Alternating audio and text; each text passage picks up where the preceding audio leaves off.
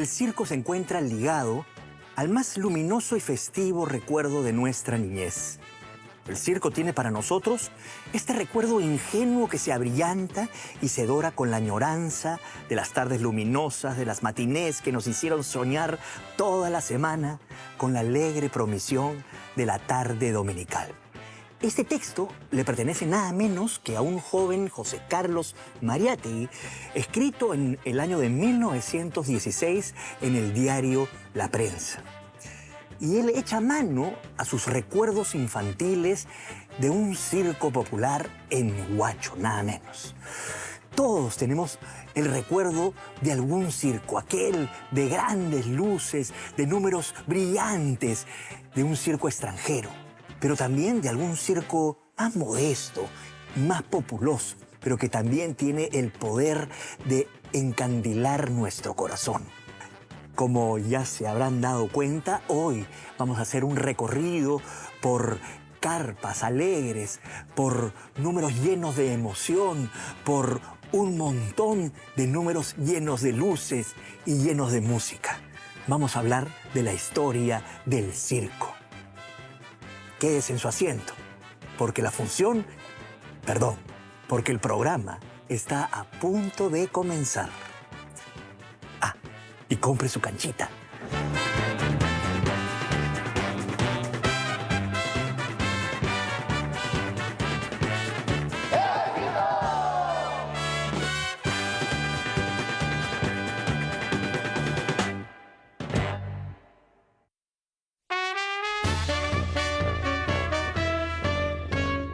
Para mí el circo es una expresión muy completa, casi como la ópera. Tiene música, tiene luz, sonido, despliegue escénico, dramaturgia, fuerza física. El circo para mí es un arte mayor. Es una combinación de belleza, fuerza, equilibrio. Es un arte que no necesita palabras para expresar emociones. El circo también es el punto de partida para lograr lo imposible. Para contar este episodio de Sucedió en el Perú, visitamos a Fernando Ceballos, director y fundador de La Tarumba, emblemático circo peruano con más de 40 años de trayectoria.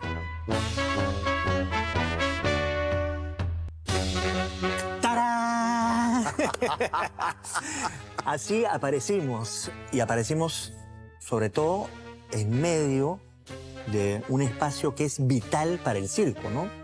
Y para mí es un placer siempre conversar contigo porque conversamos ideas y cosas que van más allá del circo, porque el circo es una representación de la vida. Pero hablemos un poco de lo que significa la palabra circo, que es... La raíz tiene que ver con este círculo. El circo es círculo realmente, y para mí el círculo es como el vientre materno. Es algo que te acoge, que te protege, que te cuida, digamos, para que tú puedas expresarte libremente, seas artista de la pista o seas un público espectador, ¿no? Eso es el circo. Durante el Imperio Romano se llamó circo al recinto destinado a los juegos públicos y especialmente a las carreras de caballos. Nosotros sabemos que existe desde Grecia, desde Roma, el circo máximo, circus máximo, y es una figura que aparece presente siempre digamos, este espacio que congrega, que es democrático. Pero, ¿qué es lo que presenta el circo? ¿Qué cosa es lo que define al circo? Yo creo que el circo, ¿sabes qué? De alguna manera simboliza esa lucha constante del ser humano por seguir evolucionando. Al igual que los Juegos Olímpicos, cada 4 años se van, digamos, trayendo abajo récords, ¿no? Se establecen nuevos récords. Y de alguna manera eso es un espejo en el que se mira la humanidad. El circo, como el arte en general, es una necesidad expresiva del ser humano. El circo en germen nos ha asistido en la historia de la humanidad desde que el mundo es mundo. Podemos ver vestigios de divertimentos para faraones, para patricios, los enanos en los palacios de los reyes. Podemos ver en las tribus entretenedores, desde las tribus más ancestrales hasta las más conocidas, como los Hopi. Vemos vestigios de los payasos en todas y cada una de las expresiones humanas. Asimismo, en los pueblos americanos precolombinos existen rastros de acróbatas y contorsionistas. Un ejemplo son los ceramios de la cultura cupisnique en la costa norte del Perú. Estas actividades de corte circense se afirmarían con la llegada de los españoles. En las culturas prehispánicas en Latinoamérica, en las culturas europeas, antes de que exista el circo, ya existían los antipodistas, estos malabaristas que trabajan con los pies, los que caminaban la cuerda, los que de repente trepaban los palos, como en México, por ejemplo, que giran. Eso es propio de nuestras culturas. Cuando vinieron los españoles para evangelizar a los nativos peruanos, para enseñarles la religión, los dominicos y los jesuitas. Ellos convocaban artistas para poder enseñarles el evangelio, pero los distraían con alegría, con entretenimiento. A partir de los españoles se crea lo que se llama después el patio de maromas. Y el patio de maromas viene por la cuerda que ata el barco al puerto. Claro. Entonces la gente empezaba a jugar y a caminar eso. Eso se volvió un número de circo o un espectáculo, y en los corralones, digamos, en los patios de estas casas grandes, se empezaron a dar una serie de presentaciones de números, y la protagonista era la maroma. Por eso se llamaron los patios de maroma. 1768 fue un año clave en la historia del circo moderno. Ese año, el caballista Philip Astley instaló en Londres, Inglaterra, una pista para exhibir sus ejercicios ecuestres. Poco después, su espectáculo congregó números artísticos de danzarines, equilibristas y payasos. Se estaban articulando los 4 pilares del circo: acrobacia, equilibrio, malabares y humor. Philip Astley en Inglaterra monta un espectáculo y crea este círculo con las mismas medidas, con los caballos. De pronto, todos esos artistas de las ferias populares empiezan a integrarse a esta nueva arte, a esta nueva expresión artística que se estaba gestando. Ya en el siglo XIX, las funciones circenses incluyeron la exhibición de personas con características extravagantes, diferentes e incluso con deformidades. Se trataba del espectáculo de fenómenos o freak show. Pero el circo también son estos números variopintos, pero las lleva al extremo, a la extravagancia, al límite de cómo se podría hacer y a mostrar como una especie de espectáculo. Yo creo que es algo innato en el ser humano, expresarse hasta llegar a sus propios límites y sobrepasarlos y romper esos límites. Y de alguna manera yo creo que eso significa una demostración de que la vida depende del ser humano.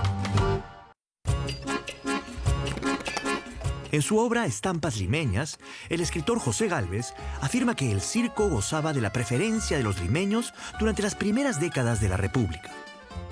A nuestro pueblo, nada, salvo los toros, le entusiasmó tanto como la fiesta de los trapecios y las argollas del señor Tragafuego o la señorita del caballo sabio.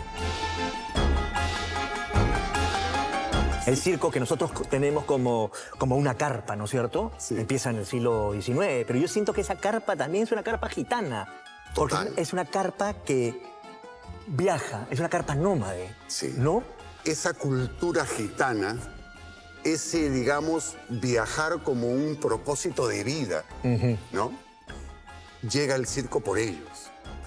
Y el circo le debe la trashumancia a la cultura gitana, le debe la carpa, y le debe, ¿sabes qué? algo del espíritu, o mucho del espíritu que tiene el circo. Esa cosa mágica. Y a veces hasta me fastidia un poco cuando utilizan el circo como sinónimo de caos, de desorganización y hasta de corrupción, ¿no? Sí, ¿verdad? Cuando para hacer circo se necesita de una organización ejemplar, Totalmente. donde cada uno tiene un lugar. Es por eso que coincido contigo cuando dices que es democrático. Cada uno tiene un lugar más allá de credo, raza, lo que sea, creencias políticas, lo que sea.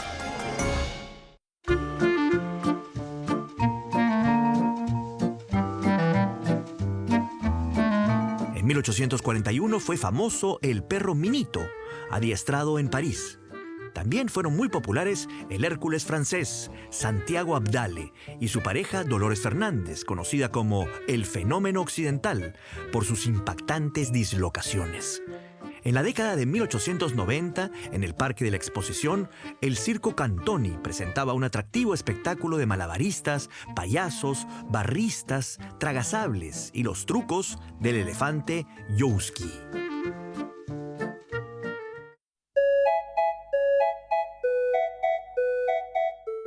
En 1918 se publica el cuento El vuelo de los cóndores, que está dentro del libro El caballero Carmelo del gran Abraham Valdelomar.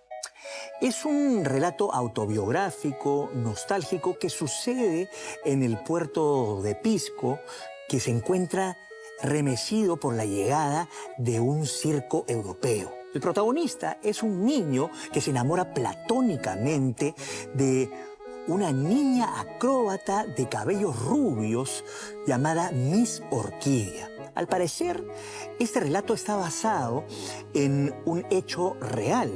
Y lo sabemos porque Valdelomar le escribe a su madre desde Italia preguntándole lo siguiente. Dime si recuerdan ustedes que un circo Nelson y Vidal que hubo en Pisco no tenía una chiquilla que trabajaba en el circo y se cayó una noche haciendo una prueba y casi se mata o se mató. Este cuento llega a su clímax cuando el chico se queda conmovido ante una pirueta que hace Miss Orquídea ahí trepada en trapecio muy alta y tiene un accidente. Y esto nos hace recordar que el circo desde muy temprano causa y causó imágenes fijas que se han quedado en nuestra historia, tanto que pertenecen a un libro.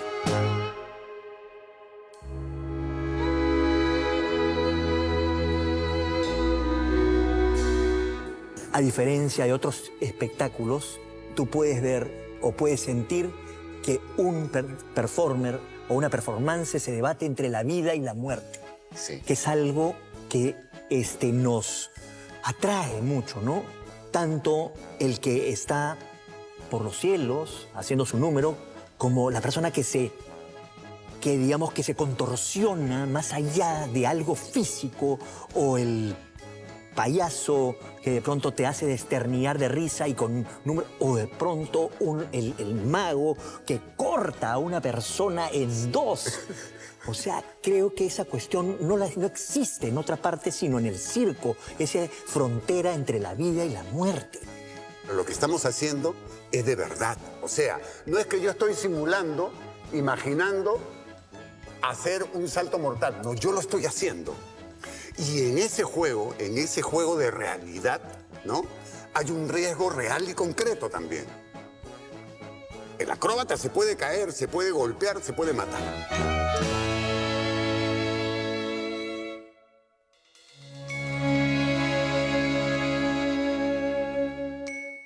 Yo nací en un pequeño camerín de circo en aquellos años, nací en el 97, en el pequeño circo de mi abuelo que se llamaba Acrobático Show.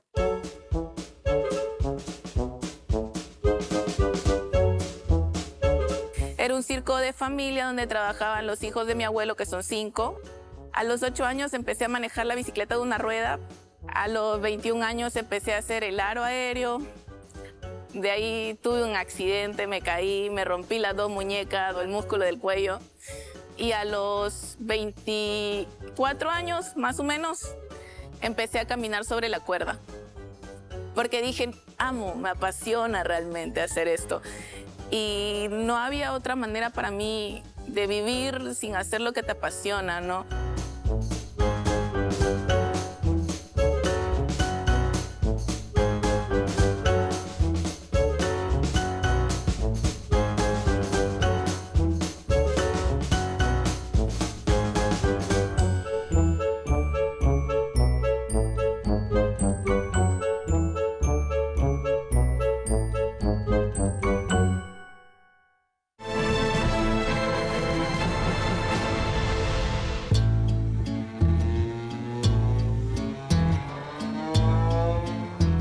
¿Se imaginan la Plaza San Martín hecha un circo?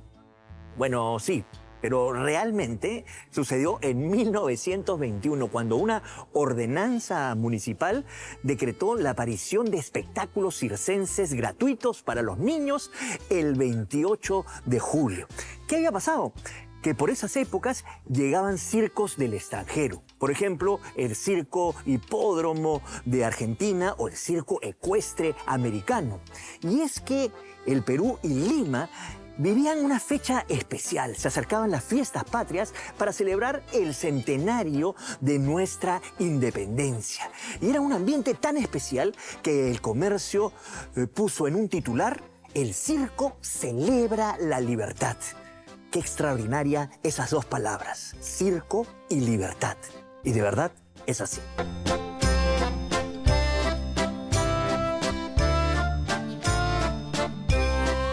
El Perú es el único país en el mundo que tiene esa tradición de que el circo solamente es para fiestas patrias, justamente porque en eso se basó la inspiración de la libertad del Perú, traer alegría al pueblo, ¿no?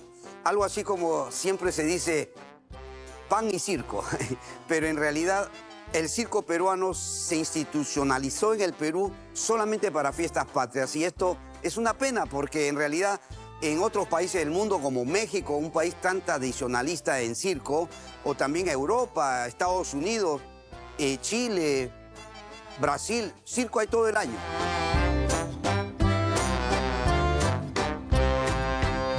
En el siglo XX, diversas familias fundaron circos en el Perú.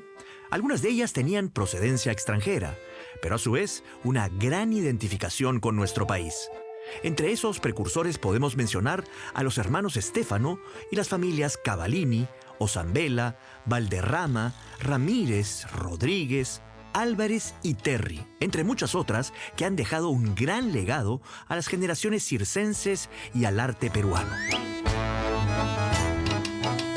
La familia Roque, en la década del 30 del siglo pasado, del siglo XX, hacía espectáculos en el Cusco de circo con la música y los trajes y las danzas cusqueñas. Entonces tú puedes ver una contorsionista vestida de ñusta en los 30. Y la familia Roque se mantiene hasta ahora. Varias generaciones de circo. Una familia maravillosa. Hacían danza y trabajaban en los teatros, y mi abuelo ya implementó el circo, ¿no? De tanto ver a los artistas, a los acróbatas, le gustó y comenzó a hacer circo con danza. Con danza, mis tías tocaban guitarra, hacían danzas folclóricas, ¿no? Y así iban con las rutinas cómicas también, ¿no? Y mi abuelo era domador. Domaba perritos, domaba chivos, ¿no? Y bueno, mi papá ya viene en el arte del circo. Mi papá hace su primera carpa, a él le gusta el circo, él aprende a hacer magia, aprende a hacer acrobacia, payaso, trapecio, y todo ese conocimiento nos inculca a nosotros, ¿no? Bueno, hay muchas familias, los Pintados, los Pifil, los Coronel, hay los Cavallini, familias que marcan la historia del circo. Actualmente el circo de mi abuelo pues ya no está, pero empezó más o menos en el año 70 por ahí. Mi abuelo pues era una persona bastante trabajadora que empezó a hacer acrobacia en un semáforo. Y después juntó su platita y armó un pequeño circo. Este circo creció a tal punto en el que en alguna oportunidad fue el primer circo en traer parchís en aquellos años, imagínense. Actualmente mi familia todavía tiene circo, ¿no? El hijo de mi tío, el hijo que es mi tío, el hijo de mi abuelo, tiene su circo en Huancayo, mi otra prima también tiene su circo, están por Ayacucho. O sea, tengo familia que todavía sigue viajando en Perú y también tengo familia que está viajando fuera de Perú, que hace circo, pero en Arabia Saudita, mi primo está en Francia. O sea, tenemos bastante esta oportunidad de poder salir al extranjero.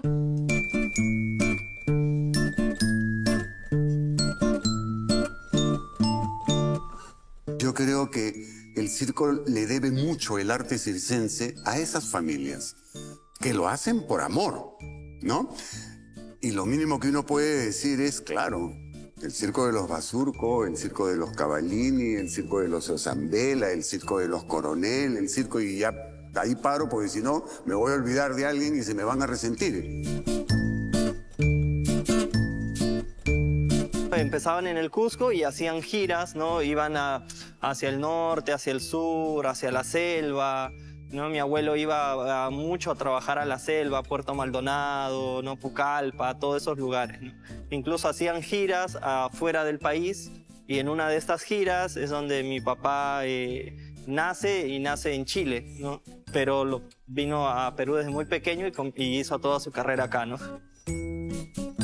Por ejemplo, en la selva, mi papá hizo su carpa, ¿no? Una carpa nuevecita, hizo su carpa, estaba todo nuevo y de repente vino una fuerte lluvia con viento y destruyó toda la carpa y nos quedamos sin carpa. Y empezar todo de nuevo, ¿no? Empezar de nuevo, hacer teatros, ir juntando dinero, comprar otra vez el material, las telas para poder armar. Y así es el circo, ¿no? O sea, el circo te lleva por una aventura, por la vida y no sabes qué es lo que te espera. Y es lo bonito.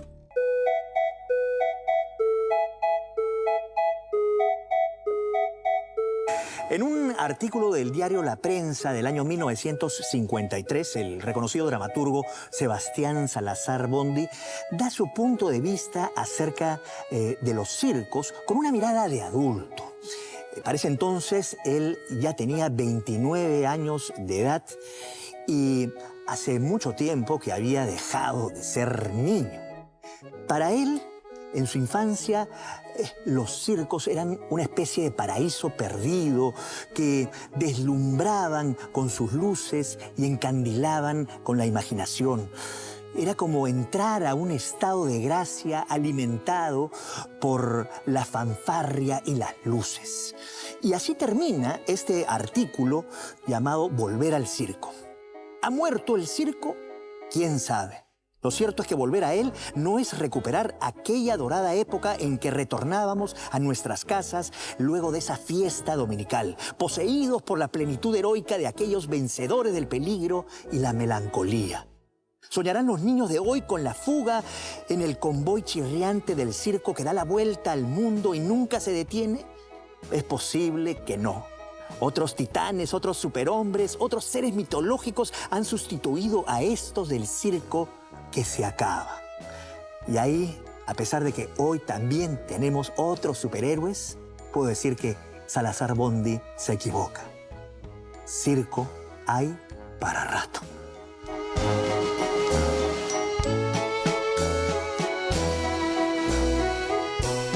¿Cuál sería la época dorada del circo, las décadas más representativas de la época dorada del circo? A nivel internacional se habla más o menos de los 40, pero realmente más 50, 60. Periodo posguerra. Sí. ¿No? ¿Y qué circos extranjeros han venido? Por ejemplo, pienso en el Egret de Colombia, pienso en el Tianel, por ejemplo. El Tianel, maravilloso. O sea, ¿qué circos también llegaron acá y que fueron representativos de esas épocas? El Egret de 3 pistas y de una infraestructura sin la tecnología de ahora, donde se necesitaba, digamos, una tropa y un gran esfuerzo humano para levantar eso. 8 torres, 3 pistas, unas graderías inmensas. Era toda una ciudad con una cantidad de animales, ¿no? Era como una gran gesta.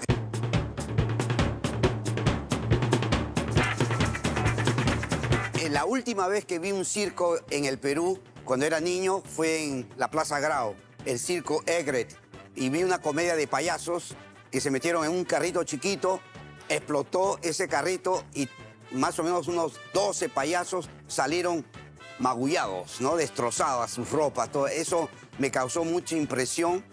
El Tiani era un monstruo. Era un monstruo con una carpa de más de 5.000 personas. El Tiani cambió la pista circular por el escenario tipo cabaret, tipo vodevil, ¿no? Tipo el Lido de París. Entonces, también el que llegara en ese momento, ha venido 2 veces, el que llegara en ese momento cuando el Tiani estaba en la cresta de la ola, habla muy bien de esa época dorada en el Perú. Había una cantidad de hermanos Fuentes Gasca, entonces acá hemos podido apreciar carpas de primerísimo nivel, números de primer nivel, una variedad de animales, y no era un Fuentes Gasca. O sea, podía haber uno en La Marina, otro en Grau, alguna vez otro estuvo por La Molina. Así como los Ringling también. Así como Ringling, que, bueno, Ringling tenía 2 unidades, básicamente. La azul y la roja, que viajaban por todo Estados Unidos. Bueno, después ya con todas las leyes que prohíben los animales y que el Ringling ya no puede trabajar con animales, han modificado un poco el asunto, pero siguen moviéndose. En 1962 se creó el Sindicato Circense del Perú, que agrupaba artistas, músicos, empleados y trabajadores. 2 años después, en 1964, fue fundado el tradicional circo peruano Tony Perejil, de José Álvarez. En un momento en que no habían espectáculos circenses y sobre todo fuera de temporada, en julio, este señor hizo un circo pequeñito que empezó a girar por los barrios y le daba trabajo a los artistas que no estaban trabajando, porque en Perú las temporadas son solamente en julio. Entonces hizo un circo social, el Circo Perejil.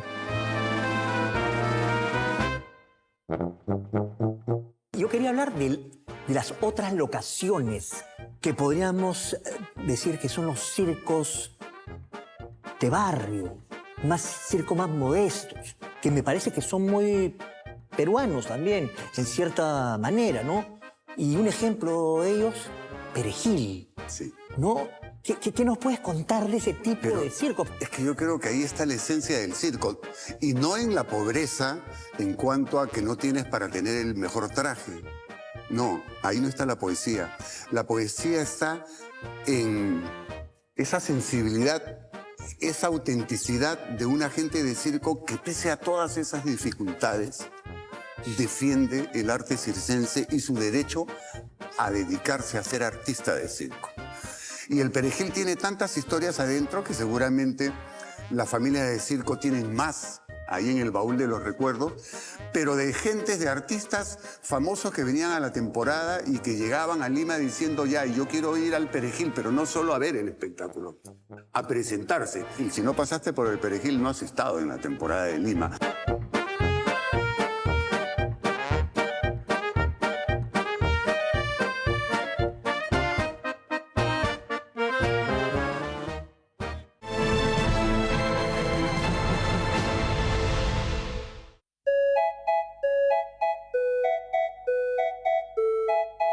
El 31 de mayo de 1970 ocurre uno de los más devastadores terremotos en la historia del Perú.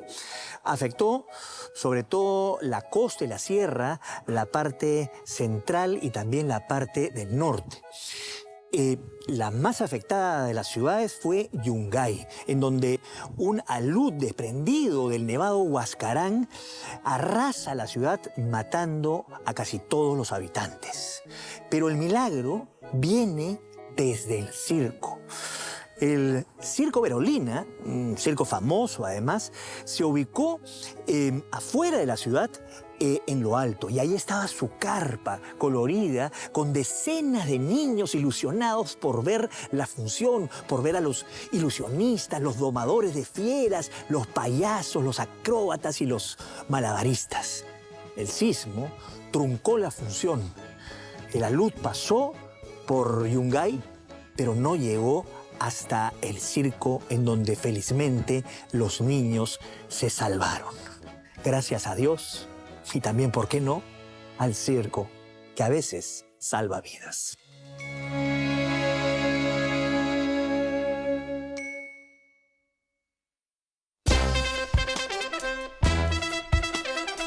En las décadas de 1960 y 1970, la actividad circense en Lima, sobre todo en julio, fue intensa.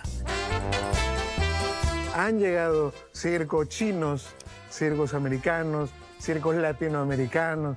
Entonces nuestro acervo circense sudamericano en general es muy rico, bebe de muchas fuentes.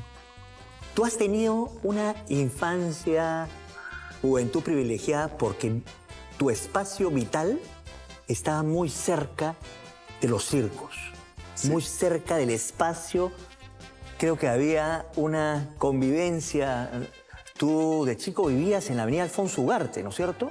O cerca. En Quilca, a una cuadra de Alfonso Ugarte. Y eso, y ese era el espacio vital también de los circos. Ese era el centro de los circos. Ese y después la Plaza Grau. ¿Qué causó en ti esa cercanía? Bueno, mi familia me dice que desde que yo estaba en la barriga de mi madre ya iba al circo, ¿no? Muchos artistas o trabajadores del circo alquilaban cuartos en las casas del barrio. Entonces, ese mundo estaba muy cercano. Para mí, la vida era así. Era lo normal. Uno de los circos peruanos más descollantes de los años 70 fue el África de Fieras. El Circo Los Basurco, África de Fieras. ¿Por qué fue importante? El África de Fieras fue como una escuela de arte circense, porque los espectáculos eran de una calidad realmente que podía competir, y competía en esa época con circos importantes de Latinoamérica, podía competir en cualquier parte del mundo. Si bien tenía muy buenas atracciones internacionales, tenía una esencia peruana también, pero la identidad peruana estaba muy clarita en el África de Fieras.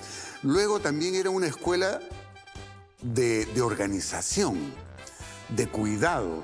Yo creo que el orden que a mí siempre me preocupa mucho acá en la tarumba, el orden, la limpieza, que cada cosa esté en su lugar, pienso que viene de ahí, de esa escuela del África de Fieras. Muchos artistas de gran nivel, muchos se fueron haciendo en el África de Fieras y fueron fundando familias circenses. En 1979, el artista peruano César Aedo estudió en la Escuela de Teatro y Mimodrama de Marcel Marceau en París. Era el inicio de una exitosa carrera vinculada al circo internacional. Cuando estuve en Suiza, pude ver el Circo Quini, fui a verlo, al Circo Suizo, Nacional de Suiza, ¿no? Y allí descubrí el circo y ellos también me vieron en la calle actuar una noche en Berna y me hicieron una audición en el circo propiamente con 3.000 personas.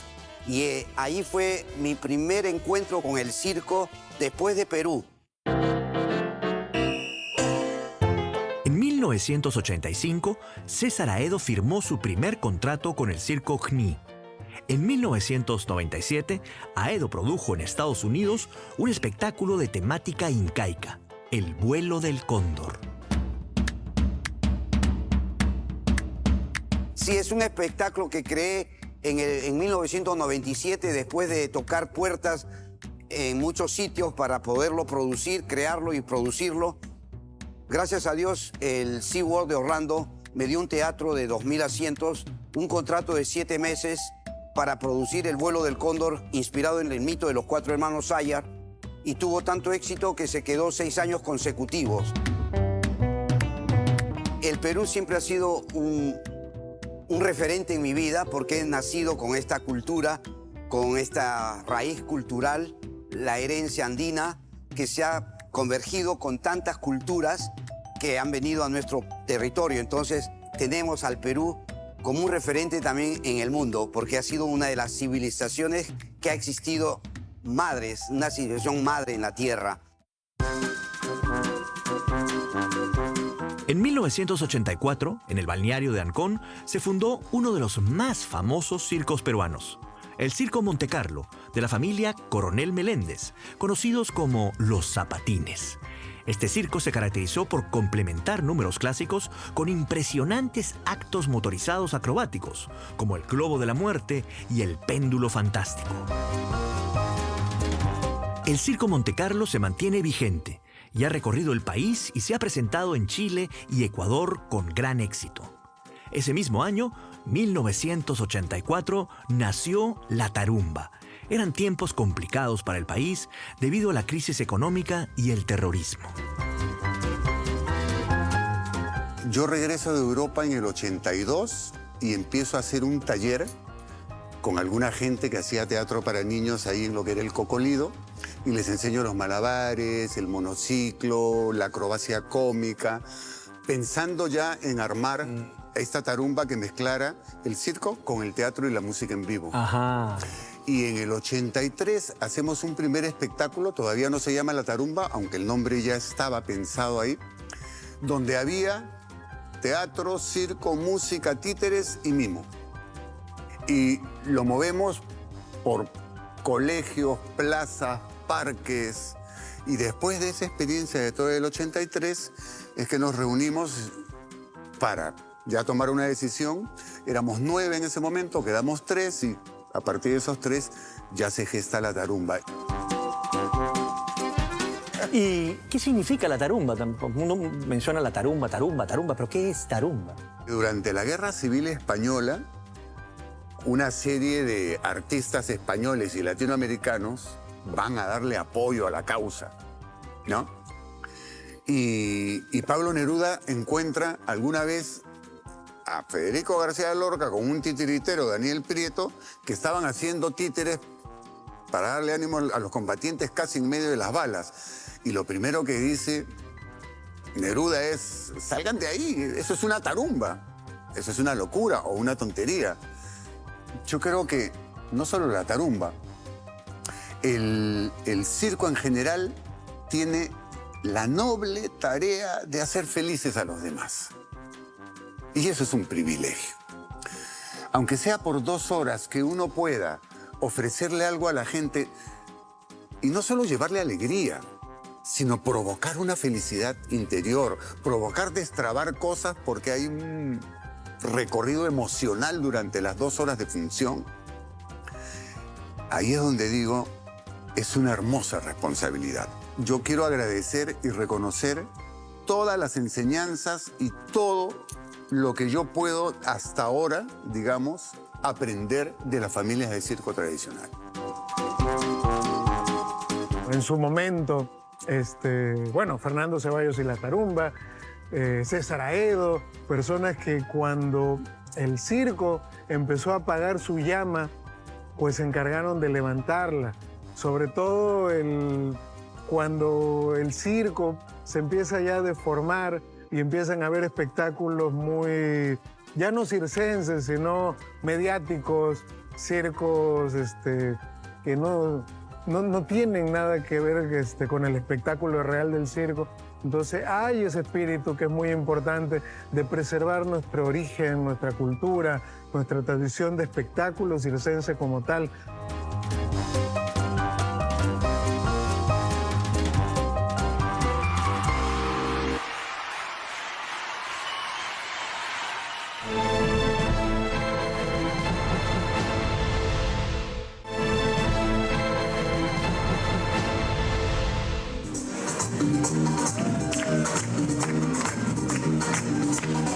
El siglo XXI trajo nuevos aires para el circo peruano. Tras una destacada carrera internacional, Hugo Muñoz Pitillo volvió al Perú para fundar el Circo de la Alegría. En el año 2012 tuve la suerte de fundar en Lima, junto a mi esposa, el Circo de la Alegría. Fueron muchas circunstancias que confluyeron para que se pueda abrir nuestro espectáculo. Y fue una fecha muy importante también porque en ese momento diferentes espectáculos abrieron una nueva opción de circo para las familias limeñas. Un circo que tenga calidad, que tenga nivel. Nuestra visión siempre fue igual que en Madrid, en Moscú, en Berlín, en Ciudad de México. Esa misma calidad de circo traerla a nuestro país.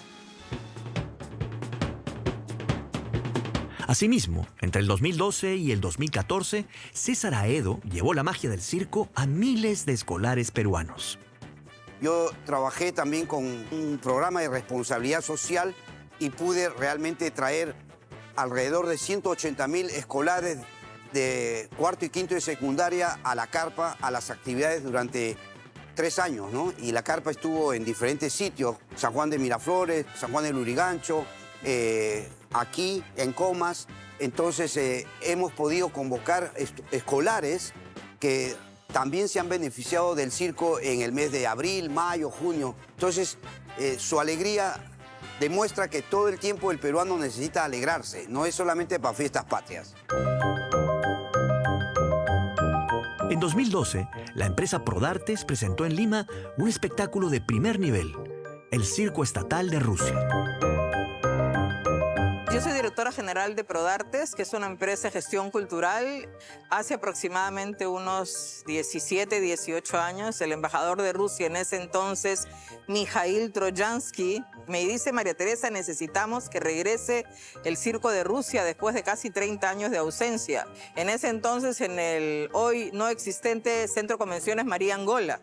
Hicimos nuestra primera gira, nuestro primer tour ahí. Hicimos una campaña publicitaria como la que hacemos para todos los espectáculos que realizamos. La verdad es que tuvimos gran aceptación, logramos un lleno total. Nuestra empresa se enamora del circo y decide tenerlo como nuestro propósito de empresa. Somos la única empresa en el mundo que ha logrado unir a las 3 compañías de Rusia más importantes del circo en un solo espectáculo. Y eso se celebró acá en el año 2015 en Perú, todavía en el María Angola. Y unimos a la compañía del Circo Estatal de Rusia, Rosgosir, a la compañía del Gran Circo Estatal de Moscú, que es el circo grande en Moscú, y a la compañía del circo de Nikulin, Svetnoy Boulevard, que es por tradición y por excelencia el único circo privado en Moscú. Años después trajo al Perú a la Compañía Nacional Acrobática de China. Perú ha recibido en el año 2019, en el año 2024 y este año nuevamente lo vuelve a recibir en esta oportunidad en el Gran Teatro Nacional a la Compañía Nacional Acrobática de China. Es la compañía por excelencia, la número 1 del país de China. Ver a esa compañía realmente es un lujo para el Perú. En julio de 2025 se realizó en Lima el primer Festival Internacional de Circo del Perú, Pulso. Para este gran evento, uno de los más importantes desarrollados en América, se dio un certamen de competencia que reunió extraordinarios artistas de 17 países. Además, estuvieron presentes 4 leyendas vivas del mundo circense: el payaso italiano Fumagalli, el payaso ruso Sergei Prosvirnir, el equilibrista ruso Oleg Izosimov y el malabarista suizo Chris Cremo. El festival también contó con la participación de artistas peruanos de talla internacional.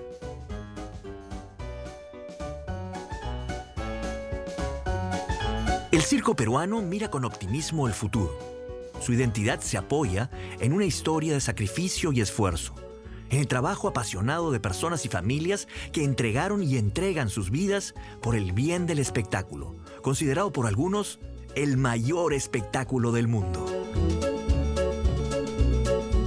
En una época en que la virtualidad está destrozando el momento presente, está destrozando los sueños y las aspiraciones artísticas de nuestra generación, el circo puede convertirse en un bastión donde podamos preservar esa llama, el público en vivo, el espectáculo en vivo, que la gente se ríe al mismo tiempo, un instante. Eso queda grabado aquí en la memoria, en el corazón de los niños.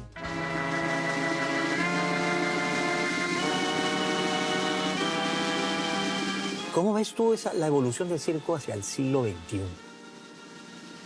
Yo creo que el circo, a través de los años, ha resistido guerras, catástrofes naturales, crisis políticas, económicas, epidemias, pandemias, y el circo sigue sobreviviendo, y no solo eso, sino que justamente en esos momentos o en esas situaciones límites, el circo se vuelve más importante, es más necesario para la gente.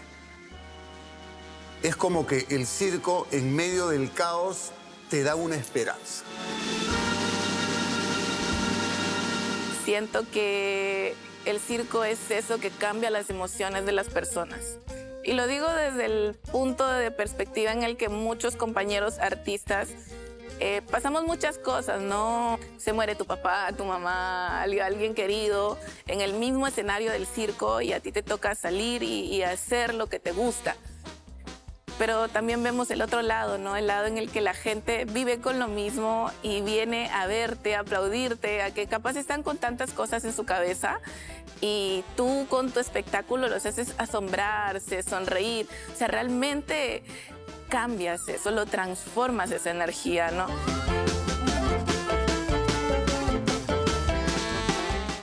Yo veo en el Perú y en Latinoamérica y en el mundo un futuro vital, dinámico para el circo. Latinoamérica está mirando al Perú y está tomando ejemplos y está arriesgando más para producir mejores espectáculos de circo. Los países vecinos ya se preocupan por estar al nivel de la temporada de Lima. Hay un renacer, hay un dinamismo en la región. Muy bien. Gracias, Fernando. En realidad, bueno, y que vive el circo. Que vive el circo y que vivan la gente que nos dedicamos al circo. Así es. Que sigan viviendo.